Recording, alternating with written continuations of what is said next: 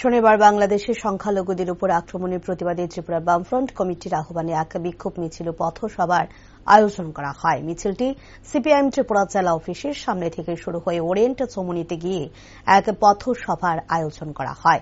সেখানে উপস্থিত ছিলেন সিপিআইএমের বিভিন্ন নেতৃত্ব কর্মকর্তা সহ অন্যান্যরা। এ বিষয়ে পথসভায় বক্তব্য রাখতে গিয়ে প্রাক্তন মুখ্যমন্ত্রী মানিক সরকার বলেন, বাংলাদেশের সংখ্যালঘুদের উপর বেশ কিছু জায়গায় আক্রমণ এখনো সংঘটিত হয়ে রয়েছে। এই আক্রমণকে আমরা প্রত্যেকে নিন্দা ও প্রতিবাদ জানাই। আক্রমণ সংখ্যালঘু অংশের মানুষদের নিরাপত্তার দাবি জানানো হচ্ছে। পাশাপাশি তিনি বলেন, একটা দেশ গণতন্ত্র আছে কিনা এটা বোঝার জন্য অন্যতম গুরুত্বপূর্ণ মাপকাঠি হচ্ছে সেই দেশের সংখ্যালঘু অংশের মানুষেরা সেই দেশের অন্যান্য মানুষদের মতো সমান অধিকার ভোগ করতে পারেন কিনা।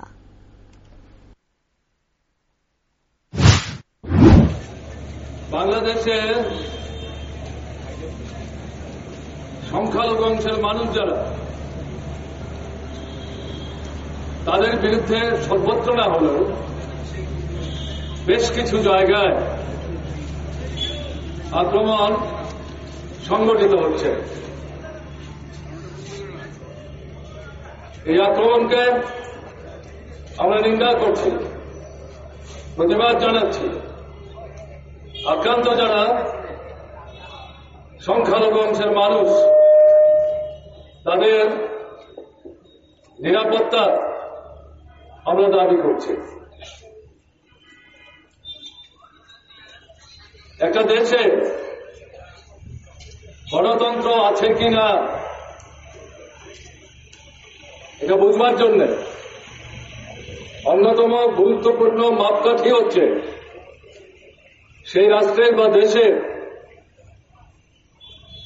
যারা সংখ্যালঘু অংশের মানুষ, ধর্ম সম্প্রদায় নির্বিশেষে তারা সেই রাষ্ট্রের বা দেশের অন্যান্য অংশের জনগণের সাথে সমান অধিকার ভোগ করতে পারেন কিনা, স্বাধীনভাবে